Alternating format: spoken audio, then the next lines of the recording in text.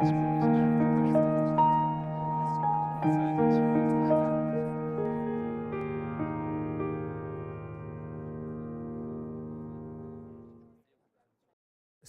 is very common amongst young people.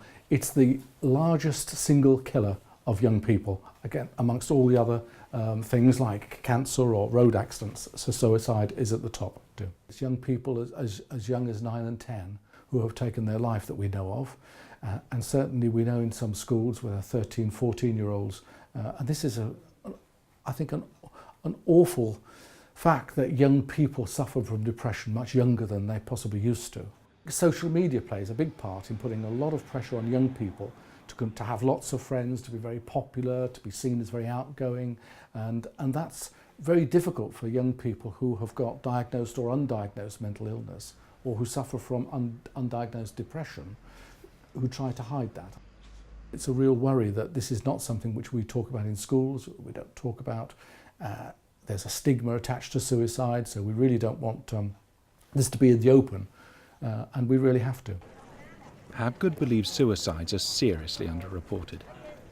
He attributes that to coroners being forced to use the criminal standard, beyond a reasonable doubt, before being able to declare a verdict of suicide. No one, however, doubts how Stephen's own son, Chris, died.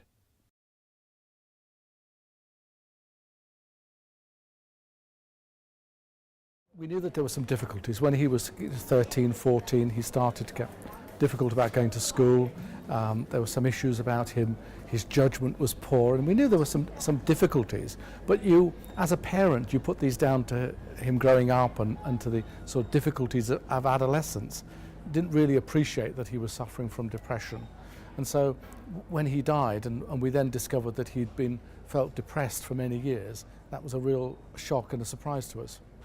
What happened was he was at university, and he was doing a work placement, and the work placement took him to London, where he was in a flat, and one day he emailed me and said that he couldn't cope anymore. He felt so unhappy, he felt so depressed, he'd thought of killing himself, and so he disappeared to America. And I emailed him and texted him and managed to encourage him to come back home. And of course, when he came back home, I was very concerned, so I took him to see this GP, who got him to see a psychiatrist, and we got him help from the student counselling service. So I was sure that we'd provided him with the sort of support that I thought would keep him alive. What I didn't realise was that the psychiatrist was, the psychiatric help he received was pretty poor. The psychiatrist simply said to him, you know, you ought to sort of focus on your new girlfriend, and dismissed his concerns and the concerns about his mental health, which was a real shock to Chris, because Chris said, you know, I've been depressed for years. This is the only time I've asked for help, and I'm not being taken seriously. And it was then that he, I think, decided that he was going to take his life. But he was so ashamed of how he felt. He was so embarrassed and ashamed that he felt depressed that he kept it secret, and he tried to cover this up. So everyone who knew him thought him the life and soul of the party. They thought him a lovely, outgoing boy, full of humour, full of life, everything to live for. No one would have guessed that he was suffering inside, and that he just simply couldn't say how he felt. He couldn't disclose that he was suffering. And the only time I really kind of understood this was he left me a letter. He left me a 5-page letter in which he explained how he felt. He explained how he felt that he could never be the sort of person he wanted to be. Young people need to be encouraged to say how they feel, to tell people that they're not coping terribly well, or they've got dark thoughts. And it's for adults, people like us, to listen and to take them seriously. It's a simple equation. I'd been a prison governor for 30 years, and in that time I'd managed a number of prisons, and I'd never lost a single prisoner to suicide.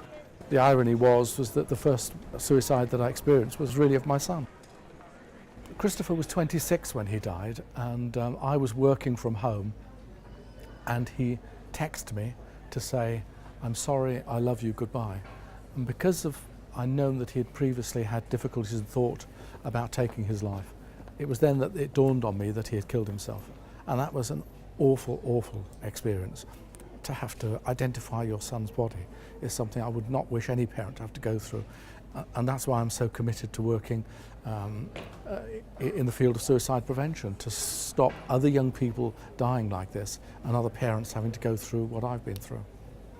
I say to people that I felt broken by this, that losing my son, that my son dying like that, I just felt so guilty. I just felt that I could and should have been able to do something to have saved him, to have, you feel as a parent when your child is born, a responsibility for seeing them safely through the world. And you just feel such a terrible failure that you've not done that. And so I think suicide brings with it a kind of a guilt which is quite extraordinary, really. And even, it's 4 years on now, it was in 2009 when Chris died. I still feel the same as I did then.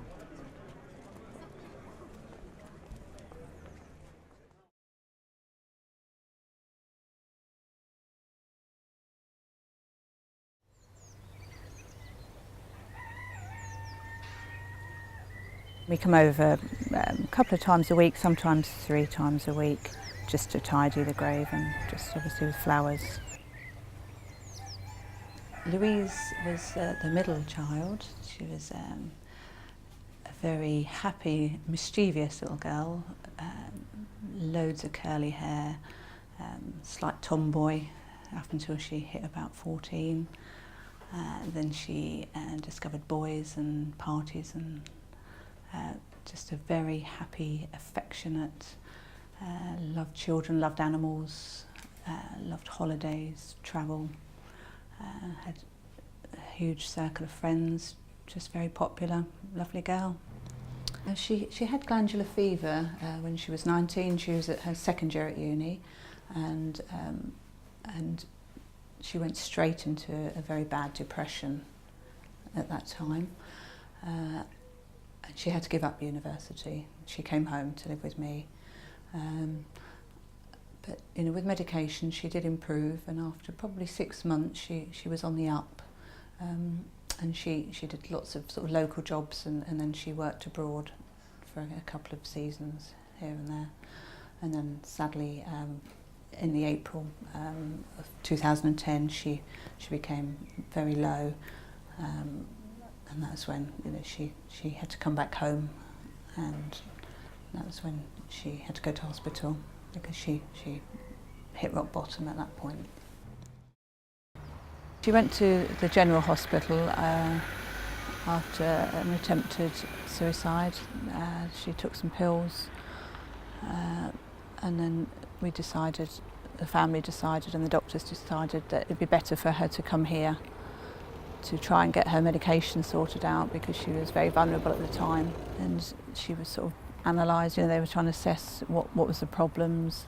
She really didn't want to come in. She wanted to be at home, but we didn't feel that she could be watched 24 hours a day at home, and I felt it would be safer for her to be in here than at home, which the hospital were aware of all this when they admitted her. I did feel it was taken a bit lightly, as if it was sort of a slightly attention-seeking thing, which completely wasn't Louise at all. She was generally very ill at the time. People reassured me and said that she would be well looked after and she'd be watched 24 hours a day. So, I just hoped that was to be the case. And then I think about 2 weeks after Louise was an inpatient, I had a phone call to say that she'd tried to commit suicide. The next day they decided to put her on constant observations, meaning that she would be watched 24 hours a day. So we almost felt a sign of relief that she would be watched more. But unfortunately, 4 days later she committed suicide. She should have been on constant observations, but a staff member who had never met Louise before decided to take her off that the previous night. So she was left alone for 40 minutes in her room when this happened. Every day Louise would shower, wash her hair, put a bit of lipstick on, just to try and some sort of normality. And then I felt that they seemed to then think that she was well because she looked well, but you couldn't see what was going on inside. And on the morning of her death, she was encouraged to play table tennis, so she was playing table tennis. outside in the sunshine with other patients and seemed okay. Went in and had lunch and then went back to her room and committed suicide. And just because you look well doesn't necessarily mean you are well. And I had a phone call at the hospital I was to tell me Louisa tried to hang herself. Would I meet them in A&E with Louise in a few minutes? Mrs. Noon says she knows why Louise died. I do blame the hospital because there was just such a series of failings that led to Louisa's death. She should have been monitored 24 hours a day. She shouldn't have had 3 hooded tops left in her bedroom. They should have been taken away. So yes, I do blame the hospital.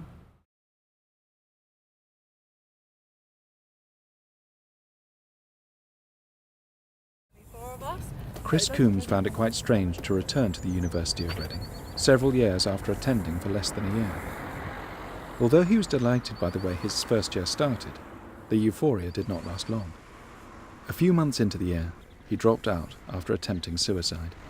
It was the first time that I, from a disability standpoint, had not been judged on that. I was judged purely as a person, and that meant that I could throw myself headlong into social activity and social life, which is something I'd not been able to do. I wasn't a loner in school, but I was not with the in crowd. But university allowed me to be that, and I thoroughly enjoyed doing that and being that. And so I was doing all kinds of things, going out. I was going to lectures, then going out. We was in the debate society. I was in the gospel choir. So I was doing all kinds of things, and it went off the rails probably in January of my first year. Was when that was when I started noticing things weren't right. I didn't know how to deal with them, and so it got to the stage where I put it off and put it off and put it off, as one does, and then you find you've got something too big to deal with. I was holding things back from people I didn't need to. I was telling white lies for no obvious reason. I then noticed, and it's something that I notice in myself when I'm not well now to the current day, my personal hygiene went down the toilet, so to speak. Didn't brush my teeth, didn't shower very often.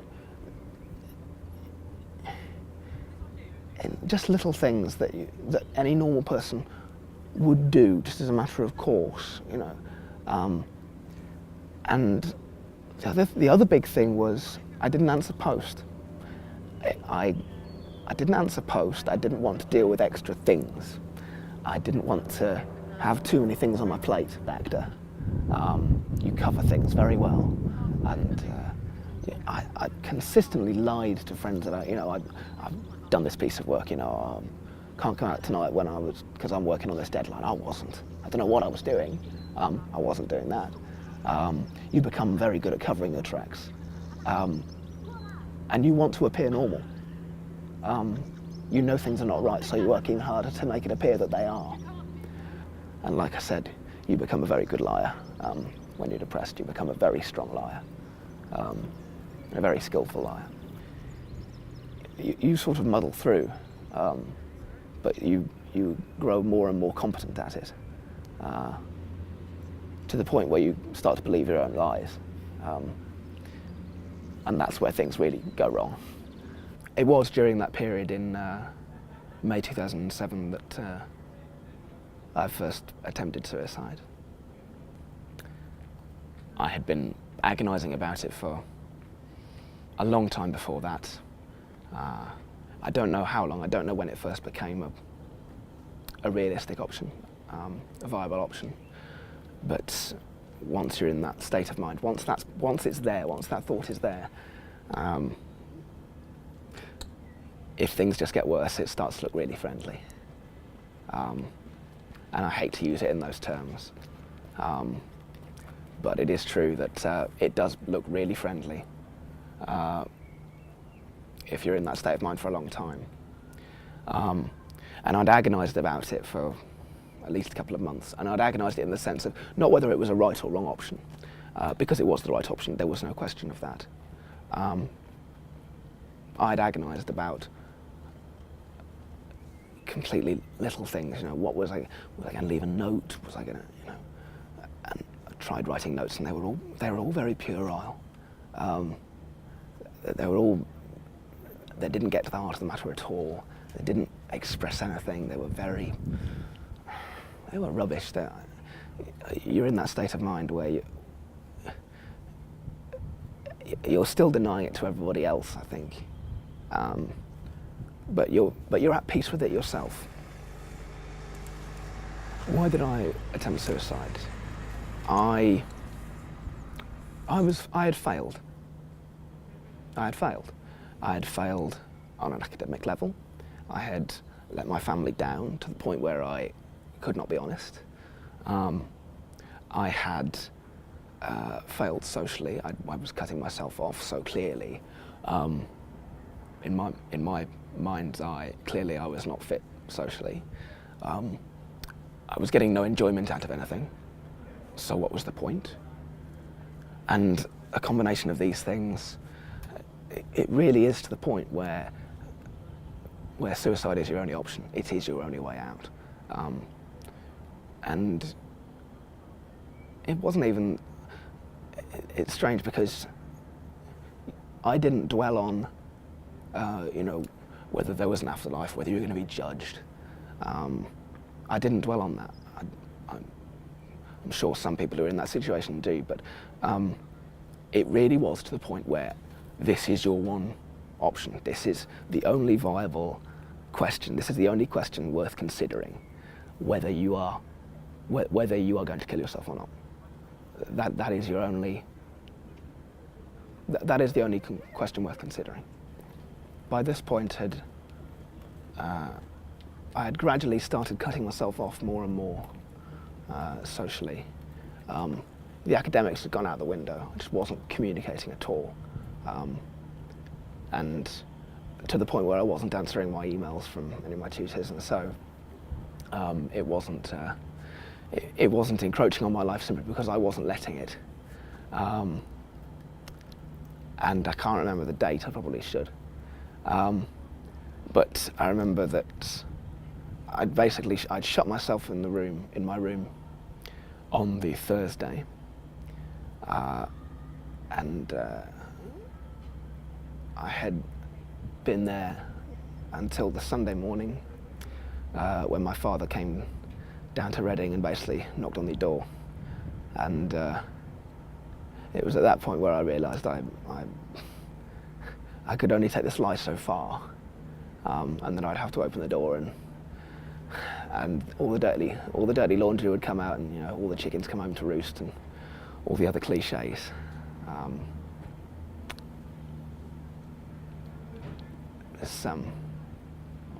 And when I had to tell him that I was attempting suicide, that was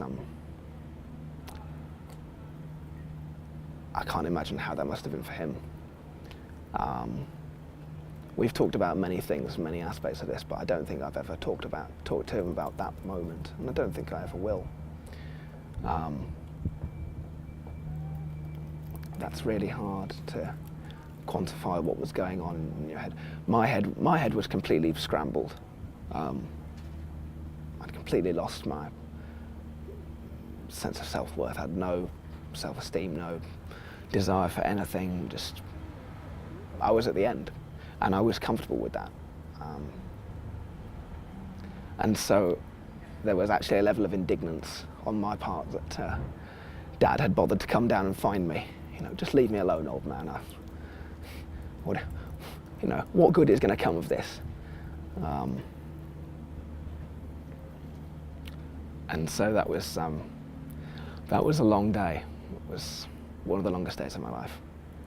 To be honest, we didn't, as a family, myself and my parents, we didn't talk about it honestly and openly for a couple of years. For a long time. There was a lot of hurt on both sides, and it's a difficult thing to talk about.